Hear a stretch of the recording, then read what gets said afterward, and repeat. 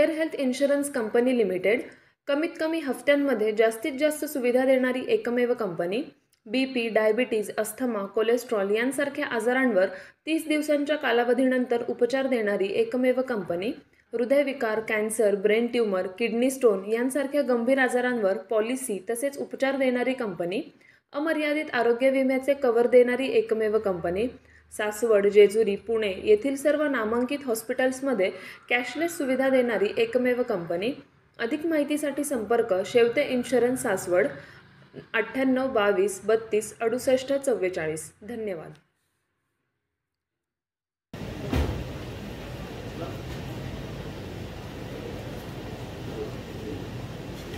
धन्यवाद डॉक्टर साहेब। उत्तम पद्धतीने पतसंस्थेचा असणारा लेखाजोखा आपण या पतसंस्थेच्या वार्षिक सर्वसाधारण सभेमधून पाहणार आहोत। वार्षिक सर्वसाधारण सभेची सभा या ठिकाणी कामकाज संस्थेचे अध्यक्ष आनंदी जगताप, मार्गदर्शक आमदार संजय जगताप साहेब, सर्व संचालक मंडळाच्या वतीने सर्व व्यवस्थापक आणि उरवणे साहेब यांना विनंती करतो की आपण काकींची परवानगी घेऊन सभेला सुरुवात करावी।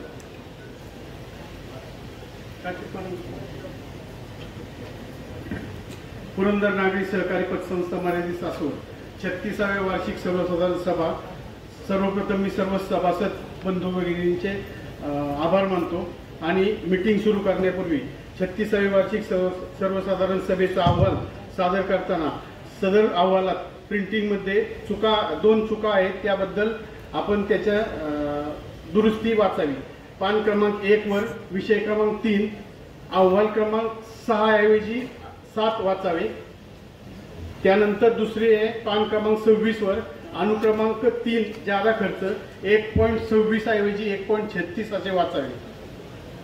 संस्थेच्या 36व्या वार्षिक सर्वसाधारण सभेची नोटीस सर्वांना पोच करण्याचा संस्थेने प्रयत्न केला आहे, परंतु काही सभासदांच्या अपुऱ्या पत्त्यामुळे व बदललेल्या पत्त्याची संस्था दप्तरी नोंद नसल्याने अशा सभासदांना सभेची नोटीस मिळाली नसेल तर संस्थेच्या वतीने दिलगिरी व्यक्त करतो व सर्व सभासदांना नम्र विनंती करतो की त्यांच्या सध्याच्या पत्त्या बदललेल्या पत्त्याची नोंद मोबाईल नंबरची नोंद संस्था दप्तरी करावी ही विनंती।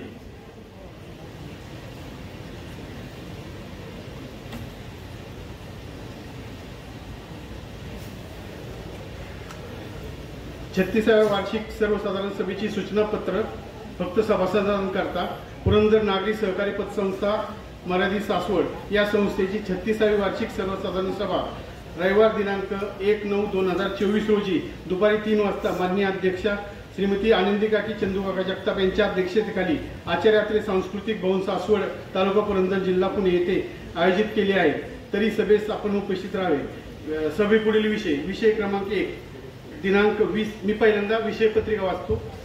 विषय क्रमांक 1 दिनांक 20/8/2023 रोजी झालेल्या 35व्या वार्षिक सर्वसाधारण सभेचा कार्यवृत्तांत वाचून कायम करणे।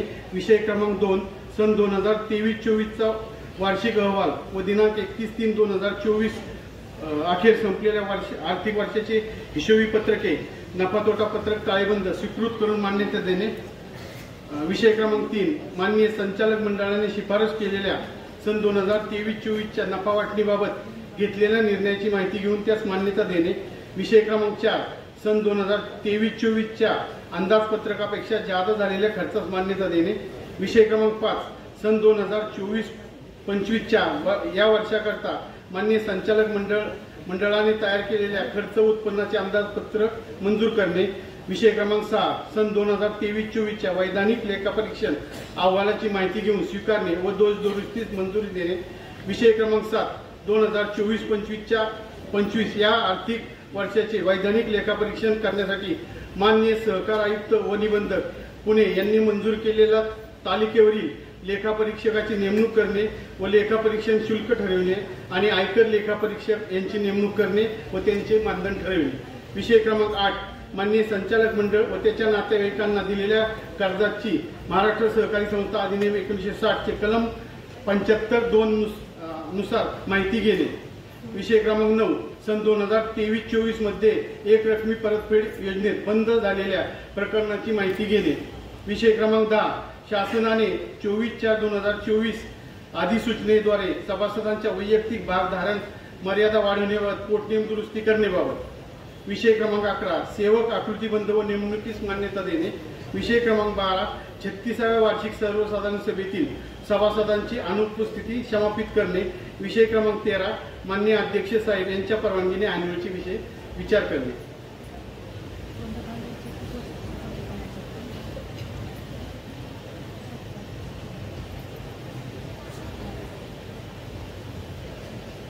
विषय क्रमांक 1 दिनांक 20/8/2023 रोजी झालेल्या 35व्या वार्षिक सर्वसाधारण सभेचा कार्यवृत्तांत वाचून कायम करणे.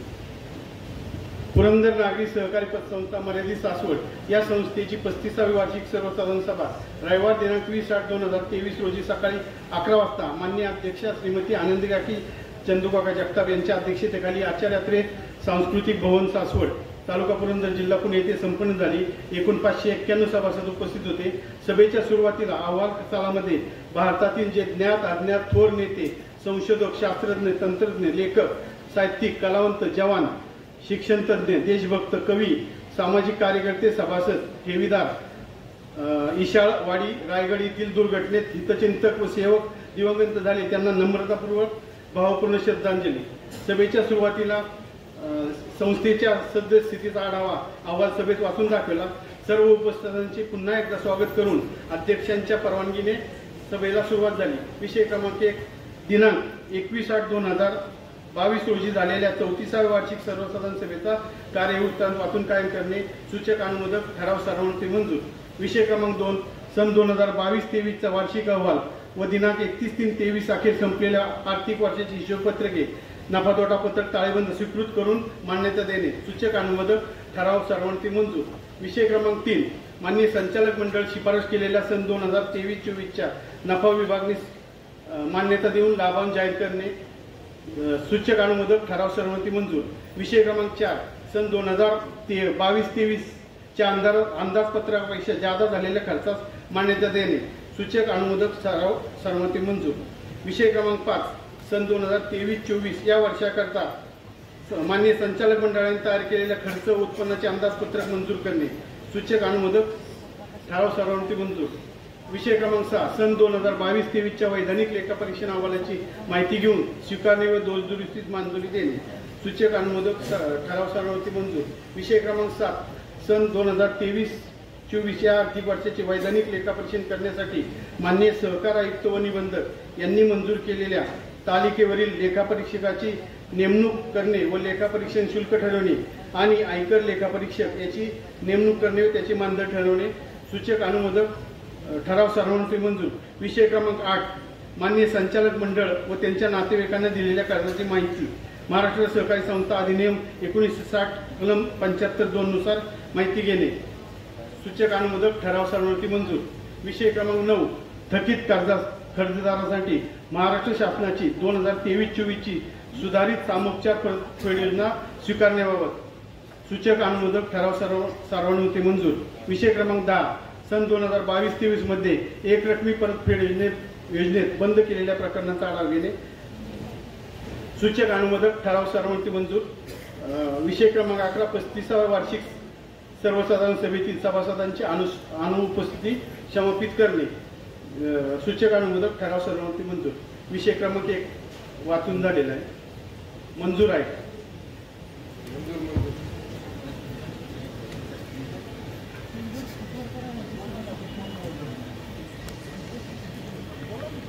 तुम्ही बोला.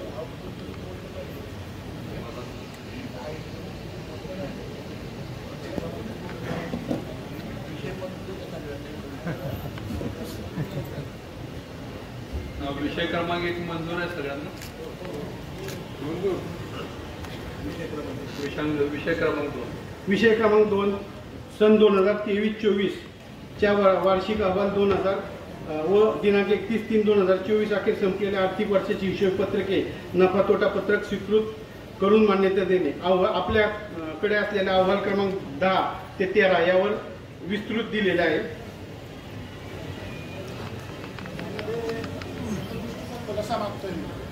माहिती द्या ना.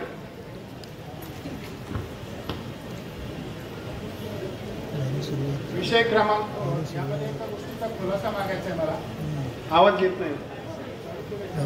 चालू करून दे. यामध्ये खुलासा असा मागतोय की ह्या आपण जे अहवाल या ठिकाणी दिलाय हो त्यामध्ये सभासदांना काही सूचना केलेल्या आहेत. हो त्या सूचनेमध्ये ह्या ठिकाणी सूचना क्रमांक 3 आपण वाचावी, त्यानंतर त्याच्याबद्दल मी विचारणा करतो. आपण सूचना क्रमांक 3 वाचा.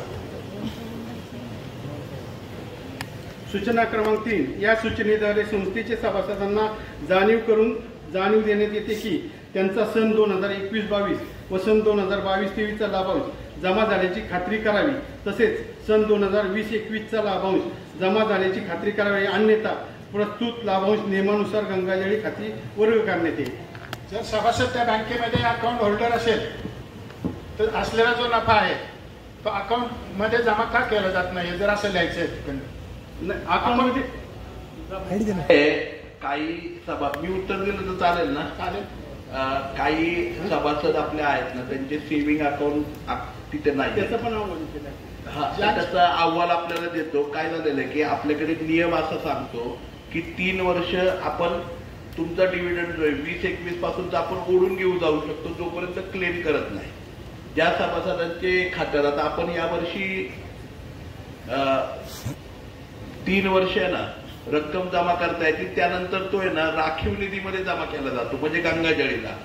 तर ऐका ना, काय झालेलं आहे की आपल्याकडे पार्टली अपडेटेड होतं सॉफ्टवेअर. यावर्षी आपण सोपान काका बँकेप्रमाणे पुरंदर नागरी सहकारी पतसंस्था ही 100% ऑनलाईन झाली.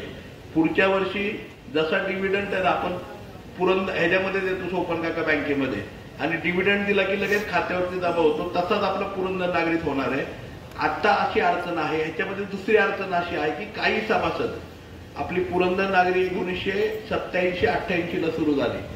अनेक सभासद असे आहेत की ज्यांचे खातेत ना सेव्हिंग अकाउंट बँकेमध्ये नाहीये, त्यांचे शेअर्स आहेत बँकेमध्ये, आणि मग त्या काही खातेदारांचे संपर्क होत नाही, किंवा काही खातेदारांचे मोबाईल नंबर नाहीत, किंवा काही खातेदारांचे खातं सेव्हिंग खातं हे पुरंदर नागरीमध्ये नसतं. मग अशा वेळेस त्या खात्यांना लिंकेज आपल्याला खात्याशी करता येत नाही. परंतु यावर्षी ऑनलाईन केल्यामुळे आता इथून पुढे म्हणजे 2024-25 पासून आपली खाती डिव्हिडंडशी लिंकेज झाल्यावरती आपला हा सगळा सुविधा होणार आहे. ह्या वर्षीपर्यंत फक्त संस्थेच्या सर्व सभासदांना ही अडचण येणार आहे. जर खात्यामध्ये जमा झालेली नसेल तर त्याविषयी काय तरतूद केली आहे? जर खात्यामध्ये जमा झाली नसतील, काय झालंय 20-21 पर्यंतचे जे आहेत आपण जास्तीत जास्त 3 वर्ष पेंडिंग ठेवू शकतो. 3 वर्षानंतर ते संस्थेच्या गंगाजळी म्हणजे आपला जो रिझर्व्ह फंड आहे संस्थेचा त्याच्यामध्ये ते रक्कम जमा होऊन जाते. मग तुम्ही क्लेम नाही करू शकत. असं म्हणणं आहे की जर त्या ठिकाणी हा सभासद आउटसाईड असेल आणि तुमच्याकडे कॉन्टॅक्टमध्येच येत नसेल आणि असं त्याचं खातं असेल तर तुम्ही ते काही गंगाजळीला जमा करणार आहात का? हो, गंगाजळी जमा होतं ते. आउट ऑफ स्टेट जर असेल तर त्या पर्याय नाही का? त्याच्याजवळ अकाउंटिंग आहे, तुमच्याकडे अकाउंट होल्डर आहे, माझ्यावर त्याच्या अकाउंटमध्ये काय जमा केला जात नाही? ऐका ना अण्णा, अकाउंट जर असेल तर त्याच्या अकाउंटमध्ये जमा करू. परंतु आता अकाउंट लिंकेज फॅसिलिटी आपल्याकडे नव्हती. आपण यावर्षी ऑनलाईन लिंकेज फॅसिलिटी केलेली आहे पुरंदर नागरी पतसंस्थेत. म्हणजे आता आपली तुम्ही बघितलं असेल आपल्याकडे MSEBच्या बिलापासून सगळं केलं जातं, आणि आता ऑनलाईन लिंकेज फॅसिलिटी झाली. त्यामुळे या वर्षीपासून खात्याशी संलग्न होऊन जाणार आहे ते आपल्या सेव्हिंग खात्याशी. परंतु मागच्या वर्षीपर्यंत नव्हतं.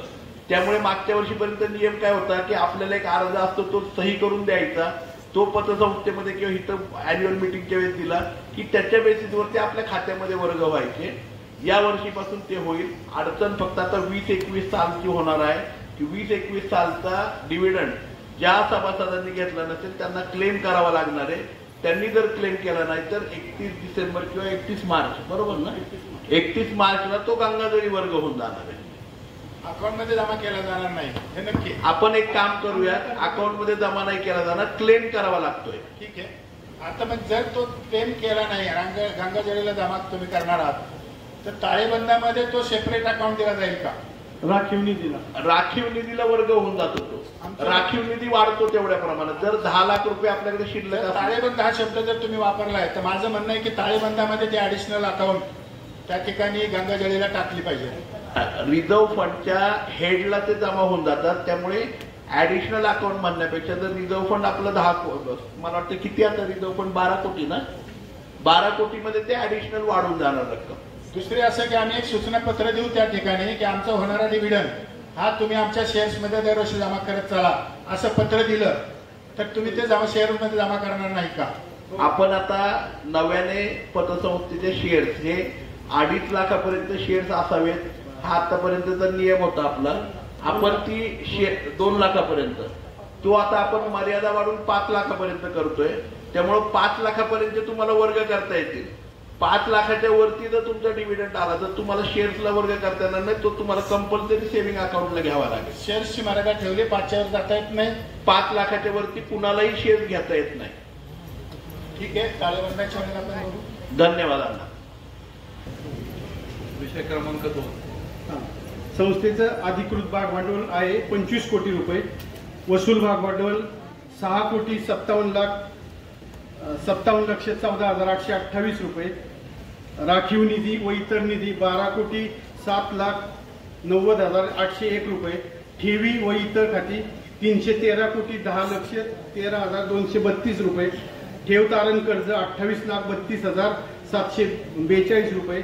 थकीत व्याज तरतूद 2,13,69,038 रुपये. शाखा जुळवणी 70,35,845 रुपये. 84,502 रुपये. देणे व्याज 50,059 50,59,772 रुपये. इतर देणी तरतूद 1,23,92,191 रुपये.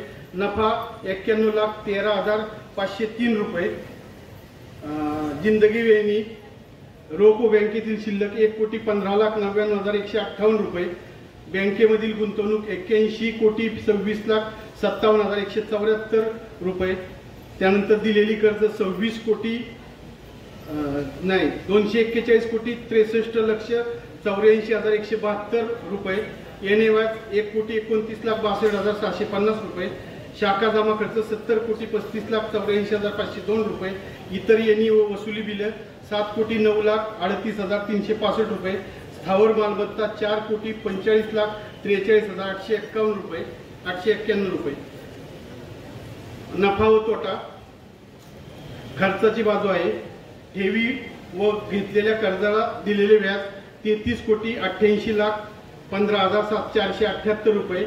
सेवक पगार भत्ते बोनस व भविष्य निर्वाह निधी 2,40,76,520 रुपये. त्यानंतर वकील व कन्सल्टंट फी 12,40,000 रुपये. विनंती आहे सगळ्यांना. पान क्रमांक 10, पान क्रमांक 11, 12-13, पान क्रमांक 12, पान क्रमांक 13 वरती नफा तोटा पत्र त्या ठिकाणी आहे. प्रत्येक नफ्या परिशिष्ट म्हणजे कर्जाच्या व्याजपासून प्रत्येक खर्चाच्या पुढे आपण परिशिष्ट दिलेले शेड्यूल नंबर, त्या शेड्यूल प्रमाणे टोटल डिटेल खर्चाची किंवा त्या रिझर्व्ह फंडची या सगळ्या इतर निधीची ही त्या ठिकाणी दिलेली आहे. ते परिशिष्ट मध्ये म्हणजे आपण वाचताना अहवाल वाचू शकतो. पोस्टेज आणि टेलिफोन किंवा भाडे, वीज, कर, विमा एकूण खर्च 27,18,775 रुपये. 27,18,000. तर तो परिशिष्ट 13 म्हणजे शेड्यूल 13 वरती तुम्ही त्याचे डिटेल सगळे बघू शकता. शेड्यूल 13 वरती की त्या 28 लाख रुपये जो खर्च आहे तो खर्च कशा प्रकारे झालेला आहे. शेड्यूल 13 आहे 20 पानावरती. त्याच्यामध्ये भाडं आपण एकूण आता संस्थेने किती दिलंय, टॅक्स किती पेड केलाय, त्यानंतर इन्शुरन्सला विमा कंपनीला किती पैसे दिलेत, इलेक्ट्रिसिटी बिल आपल्या सगळ्या शाखांचं मिळून किती झालंय, असा एकूण खर्च आपला किती झालेला आहे. तर तशा प्रकारे वाचता येतं. तर आपल्या सगळ्यांना विनंती आहे, पान क्रमांक 10, पान क्रमांक 11, पान क्रमांक 12 आणि पान क्रमांक 13 या 4 पानांवरती आपलं ताळेबंद आणि नफा तोटा पत्रक दिलेलं आहे. त्याच्या पुढे पान क्रमांक 14 पासून आपलं परिशिष्ट त्या ठिकाणी दिलेलं आहे. त्यामुळे आपण जर वाचून काही प्रश्न असतील अण्णा तर ते प्रश्न आपण विचारावेत ही आपल्याला विनंती आहे. तर काही प्रश्न आहेत का सभासदांचे? काय आहेत प्रश्न कोणाला विचारायचे? मागे कोण विचारणारे प्रश्न काही?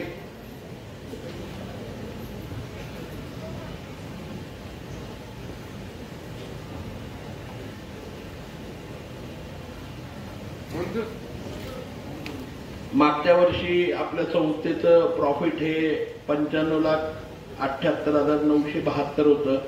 यावर्षी पुरंदर नागरी सहकारी पतसंस्थेचं 31/3/2024 जे निव्वळ नफा आहे हा 99,13,254 एवढा झालेला आहे. मंजूर आहे सर्वांना? विषय क्रमांक 3. विषय क्रमांक 3.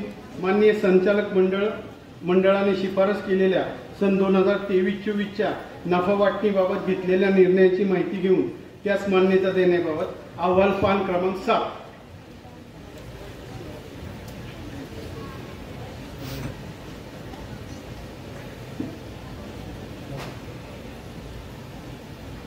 नफा विभागणी 31/3/2024 अखेर संपलेल्या वर्षात 99,13,503 नफा झाला असून नफा विभागणी संस्थेचे पोटनियम व सहकारी अधिनियमास अधीन राहून व्यवस्थापक समितीच्या अनुमतीने पुढील प्रमाणे केलेले असून त्यास आपण मंजुरी द्यावी अशी व्यवस्थापक समितीच्या वतीने शिफारस आहे. मागील वर्षीचा शिल्लक नफा 248 रुपये 248.19 31/3/24 अखेर ढोबळ नफा 1,15,71,254 रुपये 81 पैसे. एकूण ढोबळ नफा 1,15,71,503 रुपये. NPA तरतूद 16,58,000. एकूण निव्वळ नफा 99,13,503 रुपये. नफा विभागणी पुढील प्रमाणे: राखीव निधी 25% 24,78,376 रुपये. डिव्हिडंड 31/3/23च्या शेअर्सवर 10% 59,92,956 रुपये. इमारत निधी 10 लाख रुपये. संशयित बुडीत निधी 4,42,000 रुपये आणि शिल्लक नफा 1,171 रुपये.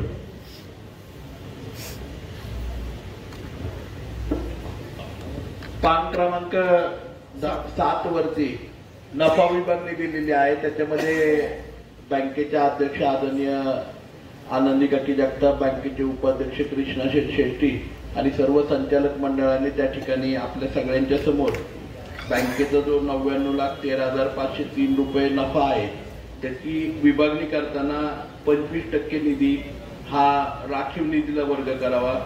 बँकेच्या एकूण शेअर्सच्या रकमेवरती 10% डिव्हिडंड तो साधारणतः 59,92,956 रुपये एवढा 10% डिव्हिडंड सभासदांना द्यावा. 10 लाख रुपये हे इमारत बांधकामासाठी त्या ठिकाणी वर्ग करावेत आणि संशयित बुडीत निधीला 4,42,000 रुपये वर्ग करावेत आणि त्यानंतर नफा हा 1,171 रुपये शिल्लक राहील. तर आपल्या सगळ्यांना मान्यता आहे का 10% डिव्हिडंडला? काही प्रश्न असतील तर कोणी विचारू शकता. मान्यता आहे सगळ्यांना 10% डिव्हिडंडला? अण्णा ठीक आहे. आपण 10 लाख रुपये इमारत निधीला वर्ग केलेत कारण आपल्याला सर्वांना कल्पना असेल कैलासवासी चंदूकाका जगतापांनी अतिशय प्राईम लोकेशनला संस्थेची जागा जेजुरीला घेतलेली आहे. त्या जागेचं यावर्षी आपण इमारतीचं बांधकाम पूर्ण करतोय. त्यासाठी आपण इमारत निधीला रक्कम वर्ग केलेली. आपल्या संस्थेची स्वतःची इमारत जेजुरीमध्ये त्या ठिकाणी होतीये आणि त्या इमारतीचं कामकाज यावर्षी संचालक मंडळ आणि चेअरमन व्हाईस चेअरमन सुरू करणार आहेत. तरी आपल्या सगळ्यांचे खूप मनापासून आभार आहेत. विषय क्रमांक 4. विषय क्रमांक 4. सन 2023-24च्या अंदाजपत्रकापेक्षा जादा झालेल्या खर्चास मान्यता देणे. अहवाल पान क्रमांक 26. पान क्रमांक 26 वर अंदाजपत्रकापेक्षा जादा झालेल्या खर्चाचा तपशील दिलेला आहे. ठेवीवरील व्याज अंदाजपत्रकातील तरतुदावरती 2864.16 झालेला खर्च आहे ते 388.15. जादा खर्च 523.19 झालेला आहे. अहवाल सालात ठेवीमध्ये भरीव वाढ झाल्यामुळे तो खर्च जादा झालेला आहे. साधील खर्च 5.13 झालेला खर्च 5.71. जादा झालेला खर्च 0.58. पॉइंट नाही तो लाख आहे. मी जरा वाचून दाखवतो. गुरवणींनी सांगितल्याप्रमाणे ठेवीवरील व्याज जे आहे आपण अंदाजपत्रकात धरलं होतं 28,64,00,000 रुपये व्याज आपल्याला द्यावं लागेल. परंतु प्रत्यक्षामध्ये 33,88,15,000 रुपये एवढं व्याज द्यावं लागलं. कारण जेवढं आपल्याला अपेक्षित होतं त्याच्यापेक्षा जास्तच्या ठेवी गोळा झाल्या. आपल्याला 38 कोटीच्या ठेवी आपल्याकडे जास्त वाढल्या, म्हणजे आपल्या अपेक्षेपेक्षा जास्त. म्हणजे दरवर्षी ते रिन्यू होतात आणि वाढतात, तर त्याच्या प्रमाणामध्ये आपण अंदाज धरत असतो. तर अधिकच्या ठेवी गोळा झाल्यामुळे आपल्याला अधिकचं व्याज हे 5,23,99,000 रुपये एवढं अधिकचं व्याज हे ठेवीदारांना त्या ठिकाणी द्यावं लागलेलं आहे. दुसरं म्हणजे साधील खर्च जो आहे तो 5,13,000 रुपये आपण अंदाज पकडला होता. तो त्याच्याऐवजी आपला साधील खर्च जो आहे तो 5,71,000 रुपये झाला. म्हणजे साधारणतः 58,000 रुपये साधील खर्च हा वाढला, किरकोळ खर्च. त्याचं कारण असं आहे की या वर्षीपासून मीच त्यांना सूचना केल्या होत्या की आपल्या सगळ्या शाखामध्ये सगळ्या सभासदांना, डिपॉझिटरला, कर्जदारांना तुम्ही बोलवा, चहा पाणी नाश्ता त्यांना ठेवा वर्धापन दिनाच्या दिवशी. म्हणजे ज्या दिवशी त्या ब्रँचचा वर्धापन दिन आहे त्या दिवशी सगळ्या संचालकांनी त्या ब्रँचमध्ये जावं, चेअरमन व्हाईस चेअरमननी पण जावं आणि त्या दिवशी चहा पाणी त्या ठिकाणी असावं. त्यामुळे हा 58,000 रुपयाचा अधिकचा खर्च त्या ठिकाणी झालेला आहे. पूर्वी काय व्हायचं की आपण ठराविक ब्रँचेसचाच वर्धापन दिन करायचो, तर आपण सगळ्या म्हणजे आपल्या 18 ब्रँचेस ना 13 ब्रँचेसचा वर्धापन दिन त्या ठिकाणी साजरा करतो पूर्ण वर्षामध्ये. त्यामुळे आणि हायमध्ये आपण सुरू केलं, त्यामुळे हा खर्च त्या ठिकाणी 58,000 रुपयांनी वाढलेला आहे. दुसरं म्हणजे टेलिफोन खर्च, SMS charges, core banking, internet charges 4,75,000 रुपये आपण अंदाजे धरला होता. तो 6,11,000 रुपये झाला. 1,26,000 रुपयांनी तो वाढला. कारण आपण सॉफ्टवेअर जे आहे ते आताच्या काळामध्ये त्या ठिकाणी आपण शेवटच्या महिन्यामध्ये जानेवारी फेब्रुवारी मार्च मध्ये सॉफ्टवेअर अपग्रेड केलेलं आहे. त्यामुळे इंटरनेटचा आणि ह्याचा आता ऑनलाईन झालं आपलं सॉफ्टवेअर आणि MSEBचंही कामकाज सुरू केलं. त्यामुळे ते 1,26,000 रुपयेचा अधिकचा खर्च 1,36,000 रुपयेचा अधिकचा खर्च त्या ठिकाणी ऑनलाईनचा झालेला आहे. सभा समारंभ खर्च, व्हिडिओ, फोटो ह्याला 85,000 रुपये आपण तरतूद केली होती. प्रत्यक्षामध्ये 2,52,000 रुपये खर्च झालाय. कारण आपण जे अहवाल सालामध्ये मी मगाशी म्हटल्याप्रमाणे वर्धापन दिन सुरू केलेलं आहे, त्यामुळे ते कांना अधिकचे 1,67,000 रुपये खर्च झालेला आहे. आम्ही सगळं वाचतो, मग तुम्ही प्रश्न विचारा. वसुली खर्च आणि टोल खर्च जो आहे तो 1,75,000 रुपये आपला अंदाजपत्रक धरलं होतं. आपला वसुलीचा आणि टोल खर्च तो 1,82,000 रुपये म्हणजे 7,000 रुपयांनी वाढलेला आहे. अशा प्रकारे अंदाजपत्रकामध्ये साधील खर्च 58,000 रुपयांनी, टेलिफोन खर्च आणि इतर खर्च म्हणजे SMS charge, core banking, internet हा 1,26,000 रुपयांनी, सभा समारंभ खर्च, व्हिडिओग्राफी, शाखा वर्धापन 1,67,000 रुपये, वसुली खर्च, टोल हा जवळपास 7,000 रुपयाचा वाढलेला आहे. बोला ना. आयटम नंबर 2 आणि 4 या ठिकाणी जे आता 2 नंबर साधील खर्च म्हटलंय, 4 नंबर म्हटलंय सभा समारंभ खर्च, व्हिडिओ आणि शाखा वर्धापन दिन. 2 नंबर मध्ये साधील खर्चामध्ये फक्त शाखा वर्धापन दिनाचा खर्च म्हटलंय आणि 4 नंबर मध्ये परत म्हटलंय की शाखा वर्धापन दिन खर्च. ते 58,000 आणि 1,67,000 यातलं डिफरन्शिएट करा का 167 मधलेच 58 तिथे घेतले गेले. काय झालेलं आहे की आपण खर्चाची विभागणी करतो. तुम्ही जर नफा तोटा पत्रक बघितलं तर नफा तोटा पत्रकामध्ये आपल्याकडे विभागणी असते. आपण जर पान क्रमांक 12 मला ते म्हणायचं नाहीये, शब्द लिखित जे म्हटलं ना ते शब्द काढून टाका, नाहीतर काहीतरी करा. नाही ऐका ना अण्णा, काय माहितीये का, याच्यामध्ये 2 गोष्टी आहेत. वर्धापन दिन साजरा करताना आपण मंडप घालतो, व्हिडिओ, कॅमेरा, फोटोग्राफी. आता ह्याला किती खर्च येतो हे तुम्हाला माहिती आहे. त्यामुळे ऐका ना, त्यामुळे ते 1,67,000 रुपये अधिकचे झाले. आपल्याकडे काय होतं की पूर्वीच्या काळी सभा समारंभ होत नव्हता आपल्या पुरंदर नागरीमध्ये, त्यामुळे वर्षाला फक्त 85,000 खर्च व्हायचा. या वर्षी 2,52,000 रुपये खर्च झाला, कारण 13 ब्रँचेस मध्ये आपण वर्धापन दिन साजरा केला. दुसरी गोष्ट, त्यामुळे 1,67,000 रुपये वाढले. दुसरी गोष्ट, साधील खर्चामध्ये ना म्हणजे चहा पाणी नाश्ता या सगळ्या गोष्टी त्याच्यामध्ये येतात. न्यूजपेपर म्हणजे इतर जे आपण पेपर मागवतो, काय आहे पॅम्पलेट छापतो, तर त्याच्यामध्ये काय झालं की हे खर्च वाढल्यामुळे साधील खर्च हा 58,000 रुपयांनी वाढला आणि आपला जो साधील खर्चासाठी 5,13,000 रुपये असतं ते 5,71,000 रुपये साधील खर्च वाढला.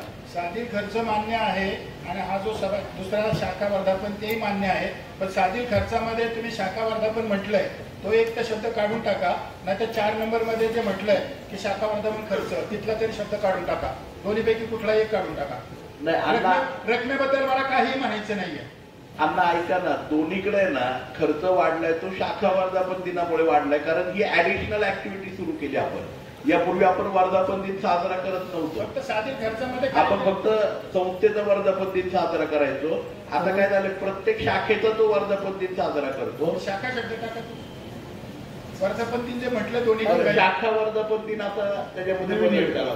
ठीक आहे, एका ठिकाणी कुठेतरी दोन्ही ठिकाणी एकच शब्द नकोय. बरं, शाखा वर्धापन दिन करूयात. अजून काही प्रश्न आहे का कोणाचा?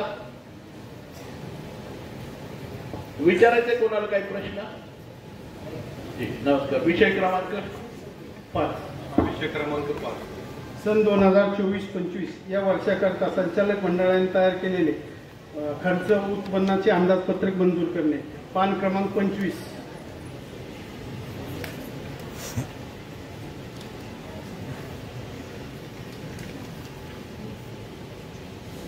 पान क्रमांक 25 वर संस्थेने अंदाजे उत्पन्न 2024-25 चे अंदाजे उत्पन्न 44,84,00,000 इतके गृहीत धरलेले आहे आणि अंदाजे खर्च 42,90,29,000 एवढा अंदाजे खर्च होईल असं गृहीत धरलेलं आहे आणि नफा 1,10,55,000 होईल असं संस्थेने अंदाजपत्रक तयार केलेलं आहे.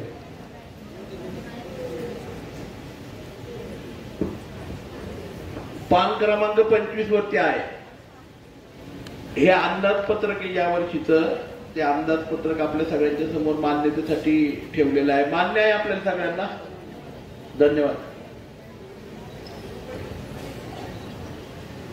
विषय क्रमांक 6. विषय क्रमांक 6 सन 2023-24 च्या वैधानिक लेखा परीक्षण अहवालाची माहिती घेऊन स्वीकारणे व दोष दुरुस्ती मंजुरी देणे. पान क्रमांक 8 वरती लेखा परीक्षकाचा अहवाल आहे. महाराष्ट्र सहकारी संस्थांचा कायदा कलम 81(5)(ब) आणि महाराष्ट्र सहकारी संस्था नियम 69 अन्वये द्यायचा मी पुरंदर नागरी सहकारी पतसंस्था मर्यादित सासवड तालुका पुरंदर जिल्हा पुणे या संस्थेच्या सोबत जोडलेल्या 31/3/2024 रोजीच्या ताळेबंदाचे व त्या दिनांकात संपणाऱ्या आर्थिक वर्षाचे नफा-तोटा पत्रक तपासले असून अहवाल करतो की माझ्या लेखा परीक्षणाच्या उद्देशासाठी माझ्या संपूर्ण ज्ञानाप्रमाणे, माहितीप्रमाणे व विश्वासाप्रमाणे खालील जरूर सर्व माहिती व खुलासे मला उपलब्ध झाले आहेत. 2. माझ्या मते पुस्तकाच्या तपासणीतून जितपत दृष्टीपथास येईल त्यावरून संस्थेचे महाराष्ट्र सहकारी संस्थांचा 1960चा कायदा व त्या खालील नियम व संस्थेचे पोटनियमाने अपेक्षित असल्याप्रमाणे योग्य त्या हिशोबाची पुस्तके ठेवलेली आहेत.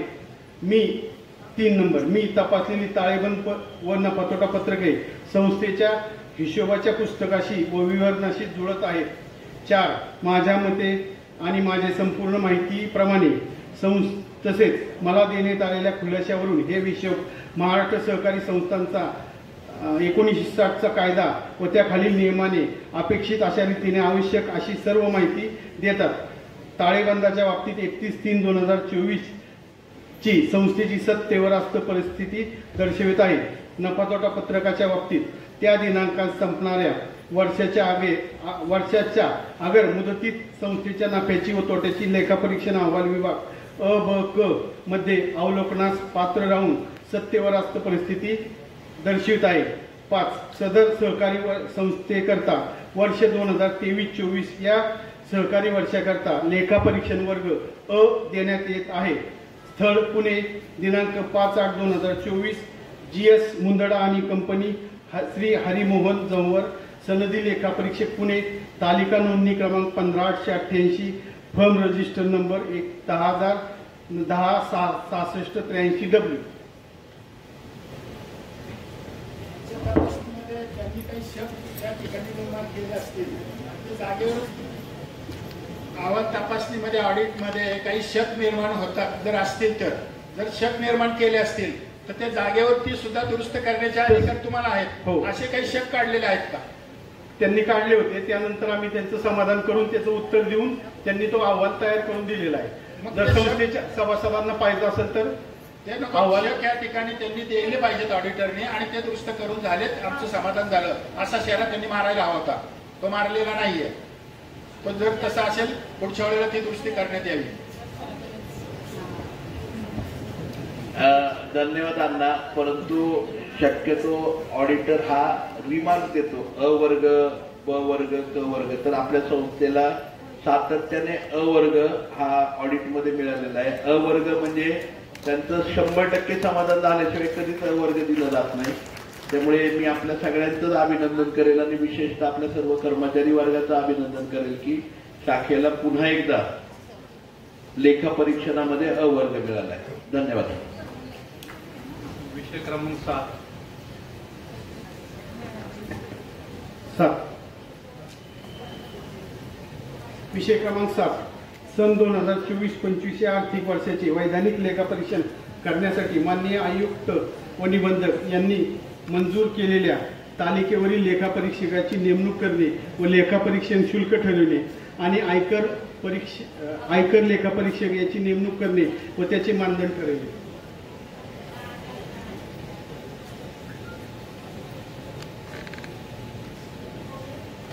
संचालक मंडळाने निर्णय घ्यावा. आपल्याकडे 4 अर्ज आलेले आहेत. शासनाकडून पॅनल दिला जातो का? हो हो. पॅनलवरील तालिकेवरील म्हणले ना, मग शासनाच्या तालिकेवरील त्यांचे 4 अर्ज आपल्याकडे प्राप्त झालेले आहेत. तसा उल्लेख करून घ्या याच्यामध्ये. परत लिहिलंय ना, वाचलं ना मी, वाचलं ना का ना. लेख तालिकेवरील मंजूर केलेल्या तालिकेवरील सहकार आयुक्त व निबंधक पुणे यांनी मंजूर केलेल्या तालिकेवरील लेखापरीक्षकाची. ठीक आहे, शब्द माघारी घेतो. 4 अर्ज संचालक मंडळाला दिले ना आपण. मग तुम्ही सूचना केली बरोबर ना. सूचक आदरणीय विठ्ठल आणि अण्णा तुम्ही अनुमोदन देताय का याला?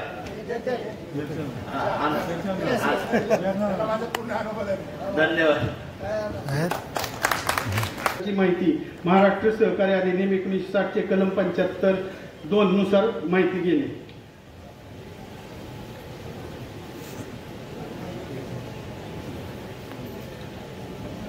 तीन संचालक कर्जदार आहेत, त्यांची थकबाकी नाहीये. त्याची एकूण रक्कम आहे 74,46,687.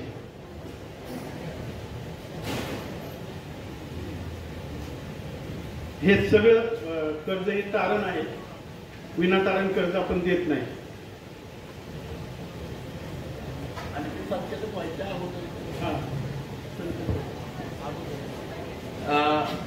आता जे 3 संचालक आहेत त्यांचं कर्ज 74,46,687 रुपये आहे आणि ते कर्ज ते रेग्युलर कर्ज आहे, कुठेही थकबाकी नाहीये आणि ते संचालक व्हायच्या अगोदरचं कर्ज आहे, त्यामुळे ते रेग्युलर चालू आहे.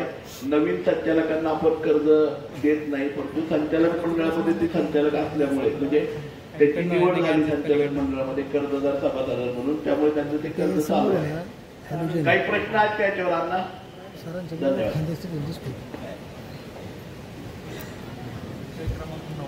विषय क्रमांक 9. 2023-24 मध्ये एकरकमी परतफेड योजनेत बंद झालेल्या प्रकरणांची माहिती घेतली.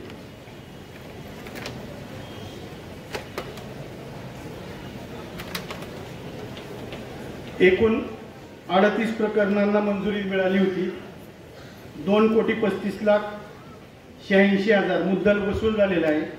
1,92,61,588 व्याज वसूल झालेलं आहे. 4,28,47,588 इतकं 38 प्रकरणात वसूल झालेलं आहे एक रकमी परतफेडीची. 2,35,86,000 मुद्दल, 1,92,61,588 व्याज. यामध्ये नफा वाटप ज्या वेळेला दिलंय 1,76,00,000. नफा वाटपामध्ये जो लाभांश दिलाय त्यामध्ये 4,42,00,000 काय ते संशयित कर्ज म्हटलंय. तर अशा परिस्थितीमध्ये जे कशा पद्धतीने ते बुडीत मान्य केलं त्याच्याविषयीचा खुलासा करण्यात येईल का? बुडीत मान्य केलं जात नाही आपल्याकडे अण्णा. तरतूद- एनपीए साठी तरतूद केलेली. तरतूद का करावी लागते? तेवढं कर्ज थकबाकीत आहे तर त्या थकबाकीमध्ये आपल्याला प्रॉफिट मधनं तरतूद करावी लागते, आपल्या नफ्यामधनं, म्हणून साठी ती तरतूद केलेली आहे. आणि आता आपल्याकडे आपल्या बँकेने मागच्या पूर्ण वर्षामध्ये 38 खाती ही ओटीएस मध्ये घेतलेली आहे.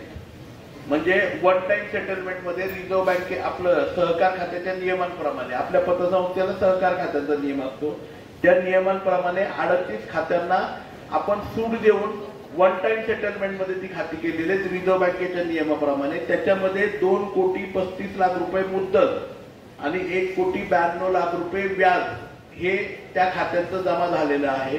आणि ओटीएसच्या नियमांप्रमाणे 4,28,47,000 रुपये एवढं मुद्दल आणि व्याज त्या खात्यांचं जमा झालेलं आहे. आणि 1,76,00,000 1,76,00,000 जे अनक्लेम्ड इन्कम होता, म्हणजे आपण बुक्स मध्ये घेतला नव्हता इंटरेस्ट, तो इंटरेस्ट आपल्याला सहकार खात्याच्या नियमांप्रमाणे सोडून द्यावा लागला. आणि 4,28,00,000 रुपये हे 38 खात्यांच्या ओटीएस मधनं आपल्याला रक्कम जमा झाली संस्थेला. नफापत्रकामध्ये डायरेक्ट वाजावर 4,42,000 दाखवली. त्या ठिकाणी म्हटलं त्या ठिकाणी की हा जो बुडीत निधी आहे संशयित कंसामध्ये तरतूद म्हणा, कारण डायरेक्ट वाजावर केलेली आहे तुम्ही तिथे. संशयित बुडीत निधी हा रिझर्वला जातो. जसं आपण 25% रिझर्वला ठेवतो ना, तसं संशयित बुडीत निधी हा रिझर्वला ठेवला जातो. हा रिझर्वला का ठेवला जातो? उद्या जर ते 4 कोटीचे नाही आले नाही, ते पैसे जर आले नाही तर कुठल्याही डिपॉझिटरला किंवा कुठल्याही संस्थेला तोशीच लागली नाही पाहिजे. त्यामुळे आपण काय करतो, जे संशयित बुडीत कर्ज आहे त्या बुडीत कर्जाच्या अकाउंटमध्ये रिझर्व पैसे ठेवतो, जेणेकरून आपल्या संस्थेच्या कुठल्याही डिपॉझिटरला कुणालाही त्रास झाला नाही पाहिजे.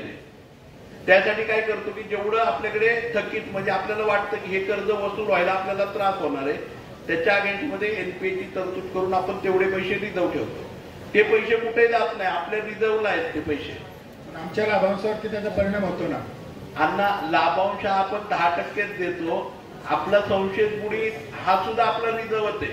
आपल्याला पतसंस्थेचं रूपांतर, आता परत एकदा मी आपल्याला आठवण करून देतो, कैलासवासी चंद्रकाका जगतापांना नेहमी वाटायचं की पुरंदर नागरी सहकारी पतसंस्थेचं बँकेमध्ये रूपांतर व्हावं.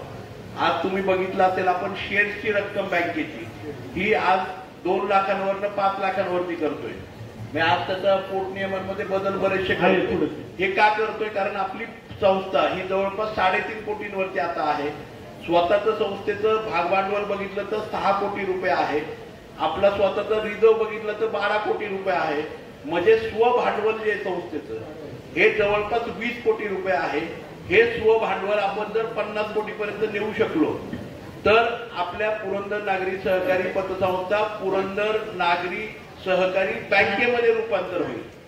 त्याच्यासाठी आपण टार्गेट ठेवतो आहोत की जेणेकरून लवकरात लवकर आपलं भागभांडवल वाढावं, लवकरात लवकर आपला रिझर्व वाढावा, जेणेकरून आपल्या पतसंस्थेचं रूपांतर हे बँकेमध्ये होईल. शेअर्सवरती मर्यादा जी ठेवलेली आहे ना, त्याच्यामध्ये वाढवण्याचा प्रयत्न करा. आता विषय आहे ना तो विषय आहे अण्णा, पुढे आहे विषय. पुढचा विषय घ्यायचा का मग? घ्या. कोणाला जर त्या 38 खात्यांचं आपण काय झालं की इथे नावं वाचून दाखवत नाही, कारण काही अडचणींमुळे ते ओटीएस मध्ये जात असतात. कोणाला जर माहिती हवी असेल स्पेसिफिक, तर ती माहिती संस्थेमध्ये आपल्याला मिळू शकते. फक्त ती लेखी स्वरूपात मिळणार नाही, तुम्ही संस्थेमध्ये येऊन बघू शकता. कारण काय असतं की शेवटी कोणाच्या कर्जदाराची माहिती आपण पब्लिक करणं योग्य नाहीये. त्याला मदत करणं हे तुमचं आमचं संस्थेचं काम आहे, कारण आपण सहकारामध्ये काम करतो. तर माझी विनंती आहे आपल्या सगळ्यांना की आपण सगळ्यांनी याला मान्यता द्यावी. मान्यता आहे. धन्यवाद. विषय क्रमांक 10. शासनाने 24/4/2024 अधिसूचनेद्वारे सभासदांच्या वैयक्तिक भागधारकांना मर्यादा वाढवण्याबाबत पोटनियम दुरुस्ती करण्याबाबत अहवाल पान क्रमांक 9 वर आपण पोटनियम दुरुस्तीची रचना टाकलेली आहे. सध्याचा मंजूर उपविधीचा क्रमांक 2, आदर्श उपविधी नंबर 7, उपविधी क्रमांक 1चा 3 अ. सध्याचा मंजूर उपविधीचा शब्दयोजना विद्यमान उपविधी महाराष्ट्र सहकारी संस्था अधिनियम 197 कलम 28 अधीन राहून सभासदत्व वैयक्तिक 2 लाख भागधारण 2 लाख रुपये 2 लाखाचे भागधारण मर्यादा आहे. नवीन स्वीकारायचा उपविधी क्रमांक आदर्श उपविधी नंबर 7/1/3 नवीन स्वीकारण्याचा आदर्श उपविधीतील शब्दयोजना महाराष्ट्र सहकारी संस्था अधिनियम 1960 चे कलम 28 मध्ये सभासदांना वैयक्तिक भागधारण करण्याची मर्यादा रुपये 5 लाख इतकी करण्यात येईल. उपविधी दुरुस्ती करण्याची कारणे शासनाचे संदर्भीय दिनांक 24/4/2024 अधिसूचना दिनांक 20 मे 2024च्या परिपत्रकास अनुसरून ते शासनाचं परिपत्रक आहे. त्यात असं लिहिले शासनाचे संदर्भीय 24/4/2024च्या अधिसूचनेद्वारे राज्यातील नागरी ग्रामीण बिगरशेती सहकारी पतसंस्था व पगारदार सहकारी पतसंस्थांचे सभासदाची वैयक्तिक भागधारणा मर्यादा 2 लाख वरून 5 लाख इतकी करण्यात आली आहे. त्यासाठी आपण उपविधी दुरुस्ती केलेली आहे. मंजूर का? मान्य आहे सर्वांना? इतर सहकारामध्ये त्या ठिकाणी 15 पर्यंत केलेले आहे. या ठिकाणी जर जास्त केली तर आपलं निधी वाढणार आहे, बँकेत रूपांतर होईल. याविषयी चर्चा घ्या. अण्णा, आपली सहकारी बँक आहे, 5 लाखाची मर्यादा आपण जास्तीत जास्त केलेली आहे. उद्या आहे ना अण्णा तुमच्यासारखं कोणतरी व्यक्तीला सगळे शेअर गेलं आणि उद्या म्हणेल मी मालक आहे आता पुरंदर नागरिक. तसं झालं नाही पाहिजे. ते प्रत्येकाला सभासद आणि शेअरचा हक्क मिळाला पाहिजे, कारण आपण सहकारामध्ये काम करतो. त्यामुळे आपल्या संस्थेमध्ये 1,000 रुपयाच्या सभासदापासून कमीत कमी 1,000 रुपयाचा सभासद आहे आणि जास्तीत जास्त आता 2 लाखाच्या ऐवजी आपण 5 लाखापर्यंत, म्हणजे ज्याला जो गुंतू शकतो तो 5 लाख रुपये सुद्धा गुंतू शकतो. ज्याला सभासद व्हायचे सर्वसामान्य माणसाला तो 1,000 रुपये सुद्धा गुंतू शकतो. हे मान्य आहे. मला वाटलं सरसकट 5 लाख करायचं काय? नाही, सरसकट 5 लाख नाही. आपल्याला मर्यादा म्हणजे आता अधिक समजा मी 2 लाखाचे शेअर देत, आता मी 5 लाखापर्यंत गुंतू शकतो, कारण 10% डिव्हिडंड मिळतोय. 10% व्याज मला कुठंच मिळत नाही डिपॉझिट मध्ये. पण पुरंदर नागरिक दरवर्षी 10% हे देते, डिव्हिडंड देते. तर मग मी काय करेल, मी 1 लाख म्हणजे डिपॉझिट ठेवायच्या ऐवजी शेअर्स मध्ये 3 लाख रुपये गुंतवेल. मला दरवर्षी 30,000 रुपये डिव्हिडंड मधून मिळणार आहे. मान्य सर्वांना? धन्यवाद. विषय क्रमांक 11 सेवक आकृतीबंध व नेमणुकीस मान्यता देणे. पुरंदर नागरी सहकारी पतसंस्था या संस्थेचा सेवक आकृतीबंध निश्चित करण्यावरचा प्रस्ताव विचारलेला होता. तसेच पतसंस्थेमध्ये आधुनिक बँकिंग क्षेत्राच्या दृष्टिकोनातून कोअर बँकिंग सेवा प्रणालीची अंमलबजावणी नोव्हेंबर 2000 पासून करण्यात आलेली आहे. सहकार विभागाचे मार्गदर्शक तत्वानुसार संस्थेकरता आवश्यक सेवक ही प्रतिसेवक व्यवसाय नफा सेवक खर्चाचे प्रमाण यावर अवलंबून असतात. तरी प्रतिसेवक संस्थेने किती व्यवसाय करायचा यावर संस्थेच्या शाखांचे सेवक ठरलेले प्रामुख्याने मुख्य कचेरी व शाखा येथील दैनंदिन कामकाजाचा विचार करून सुधारित आकृतीबंध निश्चित करण्यात आलेला आहे. सध्या पतसंस्थेत विविध पदावर 71 कर्मचारी कार्यरत आहेत आणि आवश्यक असणारे कर्मचारी 80 लागत आहेत संस्थेला. वरिष्ठ अधिकारी 2, कनिष्ठ अधिकारी 20, लिपिक वर्गीय कर्मचारी 43, आपल्याला शिपाई व वाहनचालक 15. पुरंदर नागरी सहकारी पतसंस्थेला बँकिंगकडे जाण्यासाठी आपण बँकेच्या प्रमाणेच पुरंदर नागरी सहकारी पतसंस्थेचा सुद्धा आकृतीबंध म्हणजे प्रत्येक ब्रांच मंजूर झाल्यानंतर त्या ब्रांचचा जेवढा व्यवसाय आहे त्याप्रमाणे तिथे कर्मचारी ठेवले जातील. मग त्याच्यामध्ये बदल कोणी करू शकणार नाही की उद्या मला जर वाटलं की वाघापूर ब्रांचला 4 हे ठेवायचे क्लर्क ठेवायचे आणि 2 शिपाई ठेवायचे. जर वाघापूर ब्रांचचा व्यवसाय हा 50 लाखाचा आहे तर तिथे 1च शिपाई राहणार आणि 2च क्लर्क राहणार आणि 1 ब्रांच मॅनेजर राहणार. तर तशा प्रकारचा प्रत्येक शाखेचा आकृतीबंध त्या शाखेच्या व्यवसायाप्रमाणे की त्या आकृतीबंधचा अर्थ की त्या शाखेचा व्यवसाय किती आहे, संस्थेचा व्यवसाय किती आहे, त्यानंतर संस्थेचे जे वेगवेगळे विभाग आहेत, कम्प्युटर सेक्शन असेल, डिपॉझिट सेक्शन असेल, रिकव्हरी सेक्शन असेल, अशा प्रत्येक सेक्शनला लेखापरीक्षण असेल, ऑडिट विभाग, प्रत्येक सेक्शनला किती कर्मचारी लागतात त्याप्रमाणे आकृतीबंध ठरलेला असेल. त्यामुळे उद्या मी असेल किंवा कोणी मनमानी त्या ठिकाणी करू शकणार नाही की जर आवश्यकता संस्थेला 80 लोकांची आहे तर 80च लोक भरली जातील. आज आपल्या संस्थेमध्ये कार्यरत 71 लोक आहेत आणि आपल्याला 80 लोकांचा आकृतीबंध केलेला आहे. त्याचं कारण सुद्धा असं आहे की आपण आता ह्याच्यामध्ये ईडीपी विभाग म्हणजे कम्प्युटर सेक्शनचा सेंट्रलाइज विभाग त्या ठिकाणी केला. त्याच्यासाठी काही प्रमाणामध्ये लोक वाढत आहेत. आपण इंटरनल ऑडिट आपल्या संस्थेचा इंटरनल लेखा परीक्षण विभाग केलेला आहे, त्याच्यासाठी 2 लोक वाढत आहेत. त्यानंतर प्रत्येक ब्रांचचा अभ्यास करून आहे ना प्रत्येक ब्रांचला कुठल्या सेक्शनला किती लोक घ्यायचे हे ठरवलं. त्यामुळे प्रत्येक शाखेचा आकृतीबंध केलाय जेणेकरून फ्रेमवर्क मध्ये म्हणजे आदरणीय काकांना अभिप्रेत होतं त्याप्रमाणे आकृतीबंध तयार करून आहे ना संस्थेचं कामकाज इथून पुढे चालेल. त्यामुळे हे वैयक्तिक स्वरूपामध्ये निर्णय कुठलाही होणार नाही तर तो नियमाला धरून भरतीपासून सगळे नियम त्या ठिकाणी होतील. तरी मला आपल्या सगळ्यांना विनंती आहे की जो सेवक आकृतीबंध आपण तयार केलेला आहे या सेवक आकृतीबंधाला आपण सर्वांनी मान्यता द्यावी. मान्य. धन्यवाद. विषय क्रमांक 12. विषय क्रमांक 12 36व्या वार्षिक सर्वसाधारण सभेतील सभासदांची अनुपस्थिती समापित करणे. यामध्ये नियमाची काही तरतूद आहे का तशी? हो, तर ती सांगा ना मला. काय वार्षिक सर्वसाधारण सभेत समापित असण्यासाठी ज्यावेळेस आपण आपला पोटनियम दुरुस्ती केला 2013ला त्यावेळेस क्रियाशील अक्रियाशील सभासद ह्या गोष्टी आलेल्या होत्या. त्यानंतर पुढीलच्या काळात त्या गोष्टी सुद्धा मागं पडल्या. परंतु जे सभासद सभेला उपस्थित राहू शकत नाही त्या सभासदांना त्यांचा अर्ज स्वीकारून त्यांच्या माहितीनुसार की काही कारण असेल खरंच कारण योग्य असेल तर त्या अर्जानुसार आपण त्यांना रजा देतो. अण्णा एक सांगतो आजकाल एक ट्रेंड झालेला आहे समाजामध्ये आणि लोकशाहीमध्ये सुद्धा मतदारांची नावं मतदार यादीतनं गायब करायची.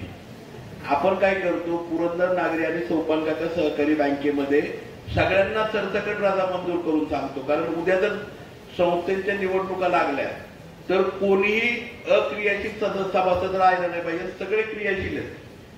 तुम्हाला जे योग्य वाटेल त्याला मतदान करता आलं पाहिजे. याच्यासाठी आपण काय करतो सरसकट मंजूर आहे ना सगळ्यांची जे काही हजर राहिलेले त्या सगळ्यांची सभासदांची मंजूर सभा करतो. कारण शेवटी आपण सहकारामध्ये संस्था चालवतोय. प्रत्येकाला मत मांडण्याचा मत देण्याचा प्रत्येकाला विषय मांडण्याचा आणि संस्थेची इत्यंभूत माहिती ठेवण्याचा अधिकार आहे. त्यामुळे आपण सगळ्यांची रजा ही मंजूर करतो जेणेकरून सगळे सभासद हे क्रियाशील राहतील. बरोबर ना? नाही तर आपल्याकडे काय होतं मतदार यादीतले नावं पण आपले कट होऊन जातात. बरोबर ना? जाणीवपूर्वक केले जाते. धन्यवाद. मान्य मान्य.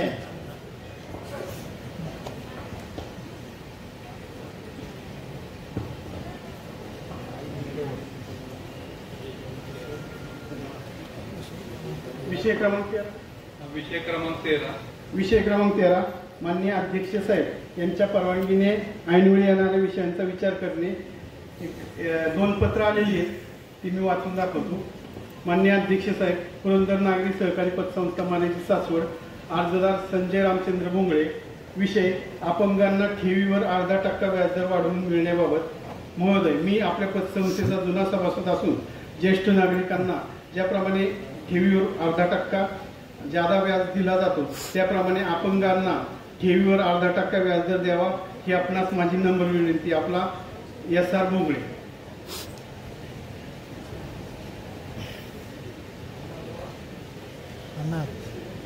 अण्णा बोला. जर अपंग त्या प्रमाणात मर्यादित असतील तर हा वाढीव खर्च करायला काय हरकत नसावी असं मला वाटतं.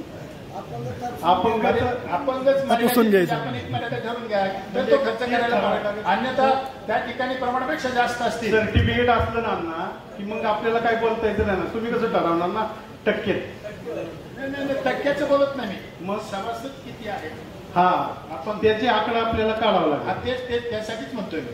आकडा काढावा लागेल. प्रमाणशीर असेल तर ठीक आहे. हा. नाही, समजा मी 2,000 सभासद आहेत आणि 1,500 त्या ठिकाणी अपंग आहेत. बाकीच्या 50 लोकांना 500 लोकांना ते परिणाम होईल ना.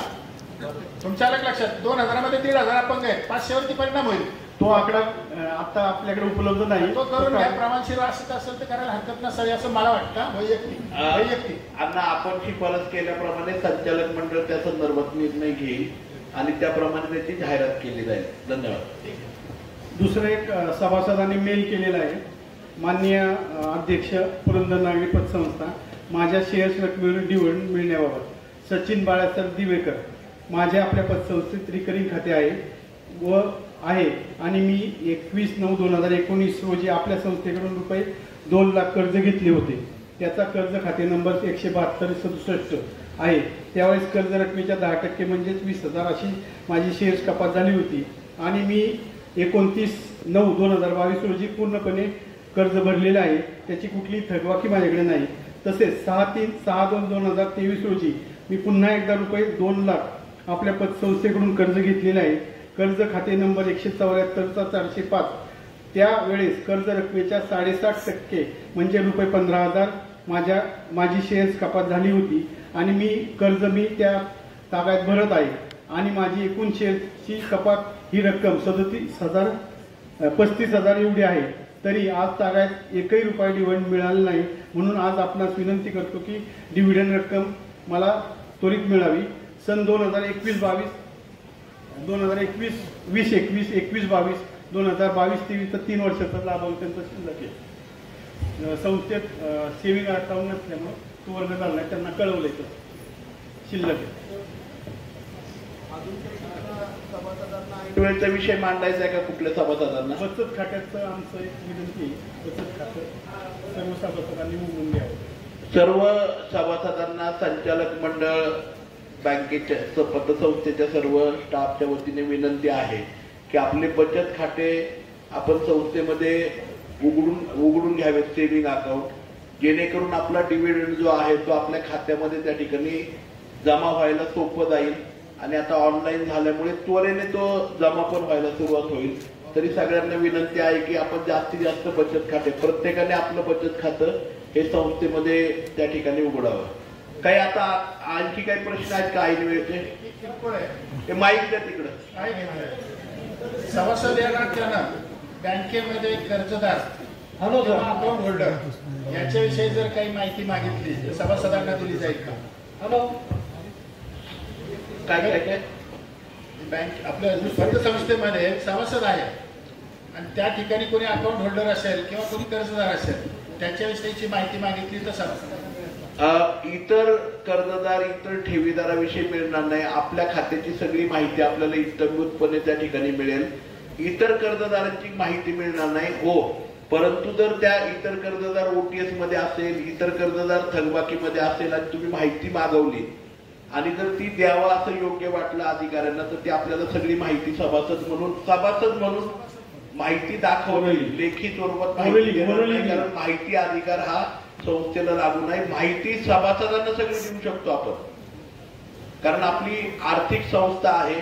त्यामुळे एकमेकांची माहिती आपल्याला कुठेही देता येत नाही, ती गोपनीय माहिती आहे. सभासद म्हणून ती माहिती इतरांची नाही देऊ शकणार अण्णा, आपली देऊ शकू. बोला ना, आपलं नाव सांगा म्हणजे बरं राहील.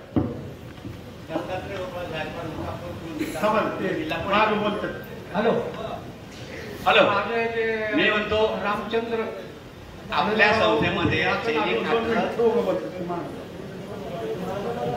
बोला. सांगा अगोदर. रामचंद्र आनंदराव खोपडे आणि सभासदामध्ये नाव झाले रामदास आनंदराव खोपडे.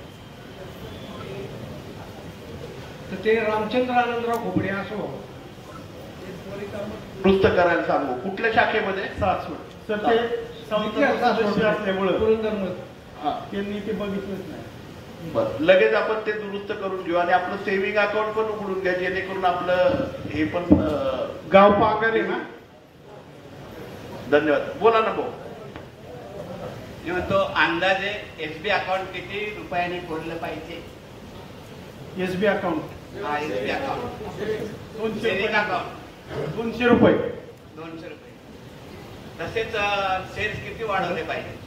आता आपण नियम केला ना, 2 लाख होता पहिला, आता 5 लाखापर्यंत केला. आता तुम्हीच मंजुरी दिलेली. आता माझ्याकडे 5 लाख नाहीत, माझ्याकडे 50,000 आहे. बरं, करू शकता तुम्ही. बरं. दुसरी गोष्ट अशी, मिनिमम 100 रुपये. मला काल फोन केला असता त्या शेड्यूलमध्ये ठेवतो. अजून वार्षिक सर्वसाधारण सभा आहे, 1000 रुपये. 10. वैभव हॉटेल मिनिमम मी सांगतो भाऊ, संस्थेचं सभासद व्हायला आणि आपल्याला शेअर्स मिनिमम ठेवायचे फक्त 1000 रुपये. 100 रुपयाचा एक शेअर असतो. 1000 रुपये ठेवू शकता कमीत कमी तुम्ही. स्क्रिप्ट आणि आणि व्हिडिओ पाठवा. जास्तीत जास्त तुम्ही 5 लाखाचे शेअर घेऊ शकता. 1000चा शेअर घेतला तरी तुम्ही संस्थेचे सभासद राहता. 1000 हा कमीत कमी क्रायटेरिया आहे. जास्तीत जास्त क्रायटेरिया हा 5 लाखापर्यंत आहे. 5 लाखापर्यंत याच्यासाठी केलं आपण की काही मंडळींना आणि आपल्याला सुद्धा पतसंस्थेला बँकेमध्ये रूपांतरित करायचं आणि काही मंडळींना शेअर्स मध्ये रक्कम जास्त गुंतवायची आहे, कारण डिव्हिडंड आपल्याकडे 10% मिळतो. दुसरी गोष्ट म्हणजे काही वेळेस आता आपण कर्जाला लिंक करतो 2.5% आणि आता आपल्या पतसंस्थेमध्ये 25 लाखाची कर्ज मर्यादा होती, ती वाढवतोय आपण 50 लाखापर्यंत. त्यामुळे आपल्याला शेअर्सची रक्कम त्या ठिकाणी वाढवावी लागली.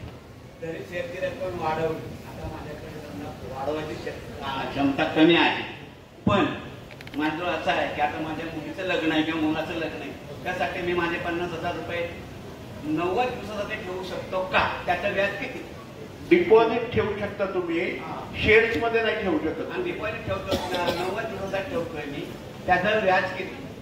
रेट काय? रेट ऑफ इंटरेस्ट किती?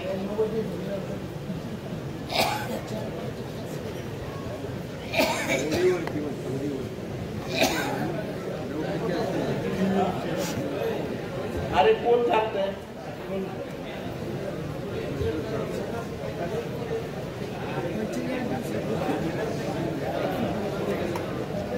नव्वद दिवसाला 5%. 5%. ज्येष्ठ नागरिकाला? ज्येष्ठ नागरिक नाही, 13 महिन्याला 1% वाढून तुमच्यात नाही हा का? 5%. किती रक्कम होती ते सांगा ना. 50,000 रुपये 90 दिवसाला ना. 90 दिवसाला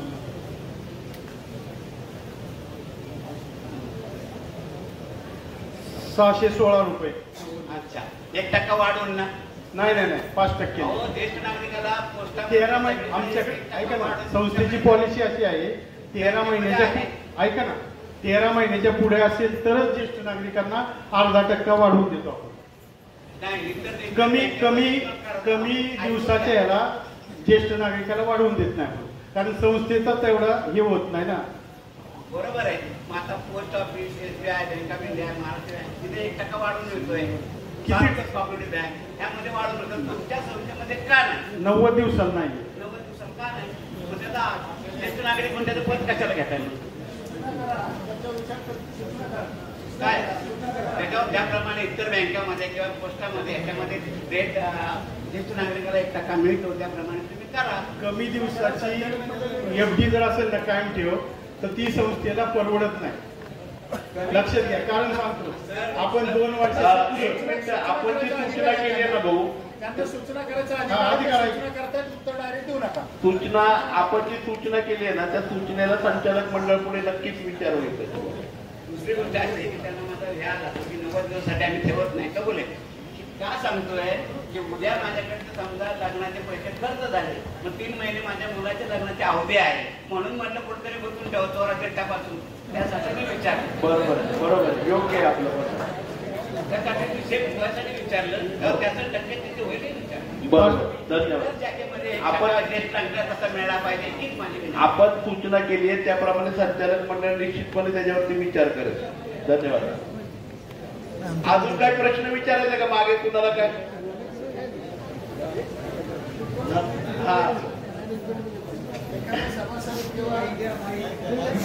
द्या माईक द्या अण्णा 5 वाजले अण्णा माईक द्या.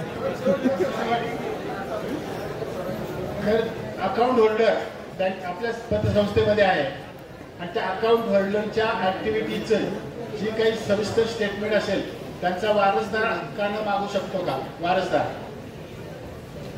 वारसदाराला सगळी माहिती मागता येते, परंतु खातेदार हयात असताना वारसदाराला माहिती कुठली मिळणार नाही. तो हयात नसताना मागण्याचा अधिकार आहे हे मला मान्य. हयात नसताना वारसदार हाच खातेदार होऊन जातो, त्यामुळे त्याला सगळा हक्क त्या ठिकाणी. काही बाबतीत तो अडचण येते त्याला हक्कदार व्हायला, परंतु तो मागणी करू शकतो कारण मागणी दिली पाहिजे असं माझं म्हणणं आहे. कायद्याप्रमाणे अडचण काही येणार नाही आम्हाला. ठीक आहे, मग द्या माहिती. पुन्हा